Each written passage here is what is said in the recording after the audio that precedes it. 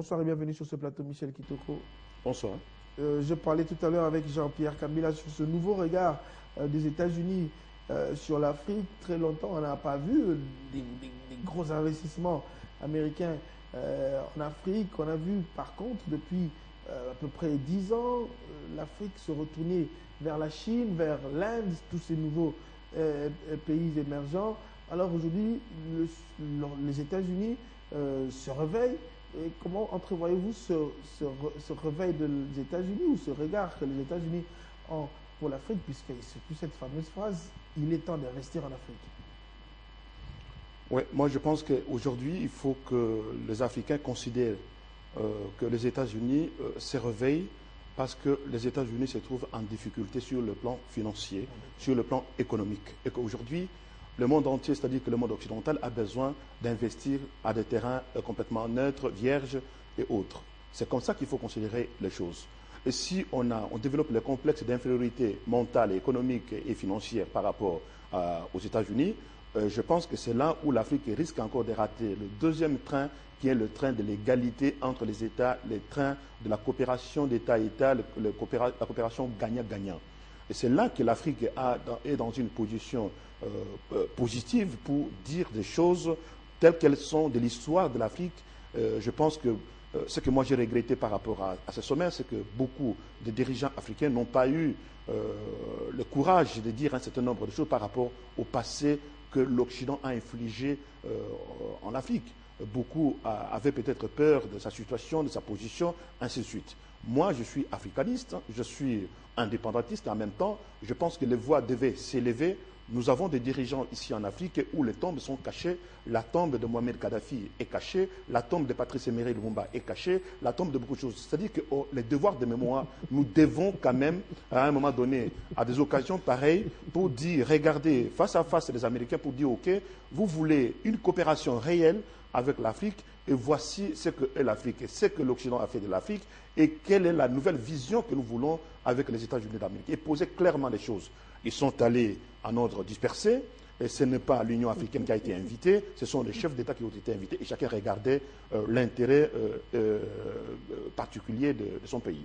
Vous avez raison, j'ai senti que vraiment vous êtes un vrai africaniste, même si ce n'était pas l'objet de la rencontre, c'était peut-être économique, c'était parler également de sécurité, parce qu'on ne peut pas développer des partenariats économiques quand on sait aussi qu'il y a déjà des poches de tension dans certains coins de l'Afrique. Alors, vous avez parlé d'un terrain neutre, mais pour certains, on dirait que le terrain n'est pas neutre, que le terrain est envahi par la Chine, envahi par l'Inde, la Chine qui n'est peut-être pas aussi bien perçue par les États-Unis. Pour certains, on se dit que ça sera peut-être une guerre Chine-États-Unis en Afrique. La guerre États-Unis-Afrique sur le plan économique a déjà été livrée depuis des années. Ce n'est pas une guerre qui date d'aujourd'hui, ça on le sait.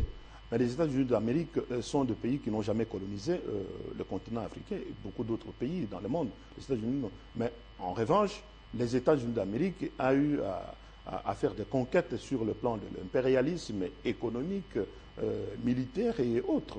Le problème à ce niveau-là, c'est qu'aujourd'hui, le dirigeant africain se trouve dans une position où lorsque l'Amérique propose quelque chose, il faut dire Amen par tous les moyens, sinon on risque d'être attribué de mauvaises notes.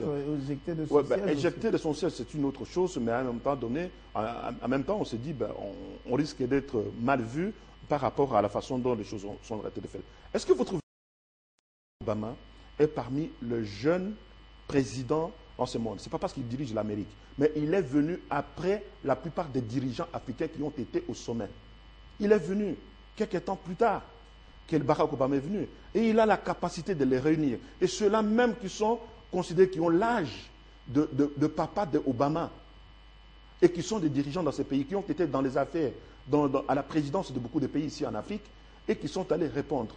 Ils n'ont pas eu le courage de dire à Barack Obama la vraie histoire de l'Afrique face aux États-Unis de l'Amérique. Ça, c'était choquant. Je pense qu'en tant que dirigeant, vous savez, la mort, on ne doit pas avoir peur, parce que nous l'avons déjà connu. L'impérialisme, la dictature, nous avons déjà connu. Nous avons déjà connu la colonisation, l'esclavage. On a connu tout ça. C'était une occasion vraiment en or qu'on nous a présentée où l'Afrique devait exprimer une voix pour dire, vous voulez une coopération, voici ce que vous avez fait de l'Afrique dans le passé. Non pas pour stigmatiser les États-Unis d'Amérique, mais au moins pour dire, cette fois-ci, nous voulons une coopération gagnant-gagnant, donnant-donnant. Vous savez, les 33 milliards qu'on doit présenter, c'est 33 milliards. Voilà. Essayez de distribuer ça, 33 milliards, sur 52 pays. Qu'est-ce que ça donne? Rien du tout. Rien du tout. Il ne faut pas regarder les chiffres. Et surtout qu'on ne sait pas dans quel domaine réellement, comment est-ce que ça sera Voilà, réparti. il ne faut pas regarder les chiffres. Moi, je pense que les Africains, les dirigeants africains ont manqué un peu de courage de dire aux États-Unis d'Amérique la vraie histoire de l'Amérique sur le plan économique et sur le plan politique et sur le plan de beaucoup de choses. À vous entendre parler, vous ne donnez pas trop de chance à ce nouveau partenariat peut-être entre les États-Unis. Le nouveau partenariat fait gagner les États-Unis d'Amérique. Et moi, ça fait 22 ans que je suis en Occident. Je sais ce que veulent les Européens, je sais ce que veulent les Américains. Je ne les offusque pas, mais au moins on se connaît. On se connaît. Mais ici, ils sont sur le terrain de M. Kitoko. Je pense que ce ne sera pas facile que je dise Amen à toute chose qui peut venir de l'Occident. On se connaît. Alors moi, je dis tout simplement qu'aujourd'hui, il faut qu'il y ait une vraie coopération de gagnant-gagnant, donnant-donnant. C'est dans ce sens-là qu'il faut y aller, tout en tenant compte des particularités, des accidents de l'histoire que nous avons eus ensemble entre ces différents pays. Le problème est à ce niveau. Alors maintenant, sur le plan économique, nous avons encore raté un deuxième train qui est le lobbying économique. Je parle ici pour le cas de la RDC. Au lieu d'aller avec les économistes congolais, montrer que ces économistes, peut-être ceux qui ont l'appareil économique, n'existent quasiment parce qu'il n'y a même pas la classe moyenne dans ce pays. Et sur la table, là-bas, ce sont des opposants qu'on a embarqués dans les choses pour aller discuter de la question politique et de la démocratie de ce pays. C'était en parallèle. Alors, vous comprenez que nous avons... on a dit avec le forum était des chefs d'État, mais il y a quand même eu des ateliers, il y a eu d'autres rencontres où des ministres de l'énergie, de l'économie ont rencontré des pas des ministres, c'est pas homologues. Non, c'est pas je suis désolé. Le ministre de l'économie n'est pas le premier entrepreneur de ce pays. Je suis désolé. Il doit donner un cadre pour que les entreprises puissent émerger. Il y a eu la FEC, la Fédération des entreprises. Non, mais attendez, oui, mais la FEC est représentée par quelles sont les entreprises congolaises qui ont été sur la table là-bas.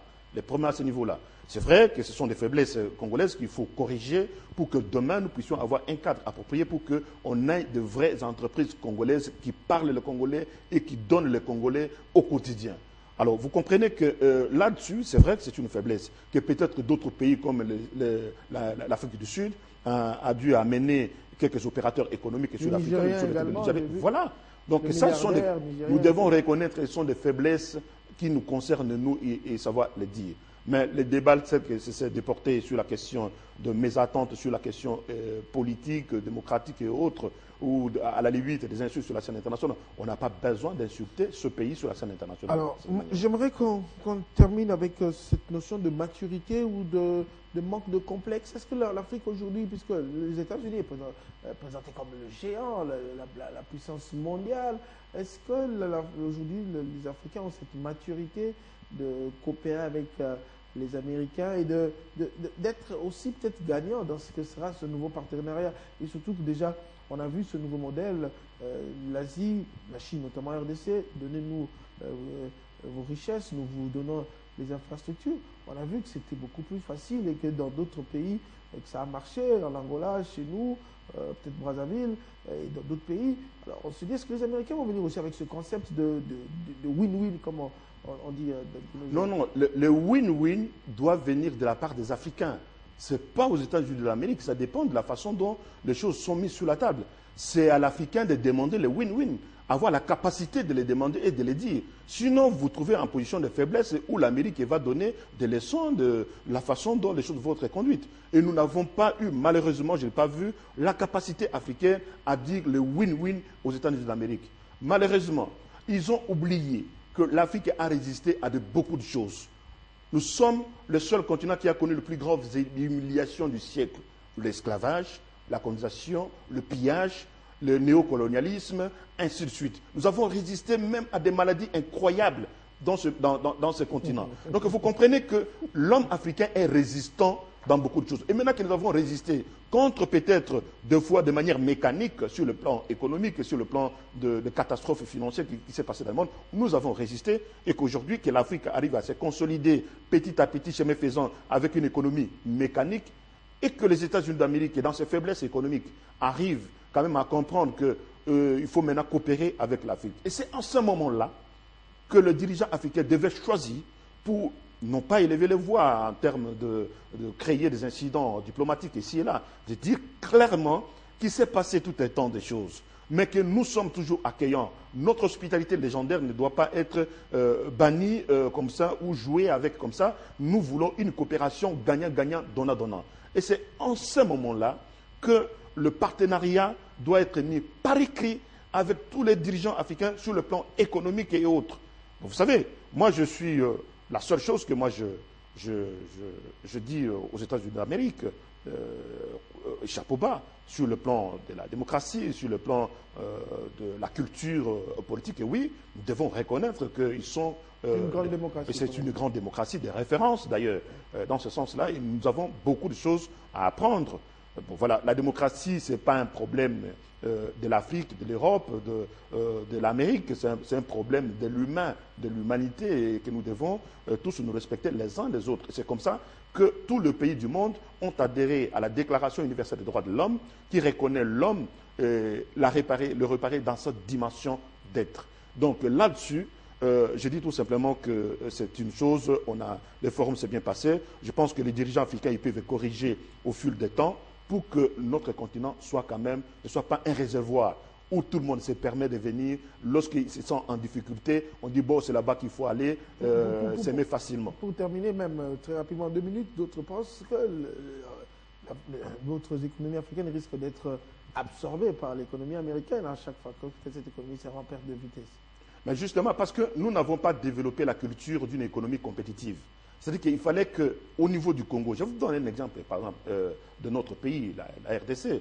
Si la RDC, depuis longtemps qu'on a fait des ateliers pour comprendre un peu ce pays, comment ça marche, c'est-à-dire que réveiller tous les secteurs d'activité, notamment sur le plan agriculture, comme on vient de le faire là, ainsi de suite, pour qu'on ait une capacité d'une autosuffisance sur le plan économique. À partir de ce moment, nous pouvions être non seulement avoir une autosuffisance, mais en même temps la capacité d'être compétitif sur le plan régional et sur le plan international. Malheureusement, les États-Unis d'Amérique, avec cette machine économique, le poids de ces machines économiques, l'Afrique peut-être aura du mal à supporter ça. Et c'est par là qu'il y a des craintes réelles pour dire qu'on risque de se faire avaler. Mais le seul moyen pour ne pas se faire avaler, c'est d'élever les voix pour mettre sur la table le vrai win-win. Donnant, gagnant-gagnant. Merci Michel Kitoko, analyste politique, analyste de société également. Je ne sais pas comment je peux vous présenter encore. Merci. Politologue, voilà. Merci d'avoir accepté notre invitation de ce soir. C'est la fin de la première partie de ce grand journal. Dans quelques minutes, Arlette Boutte est là sur ce plateau pour la grande édition du journal Gloire à la presse. Quant à moi, je vous retrouve après le journal, la presse, la page publicitaire.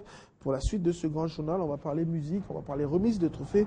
Nous, les awards, c'est pour bientôt notre invité, Jackie Nda.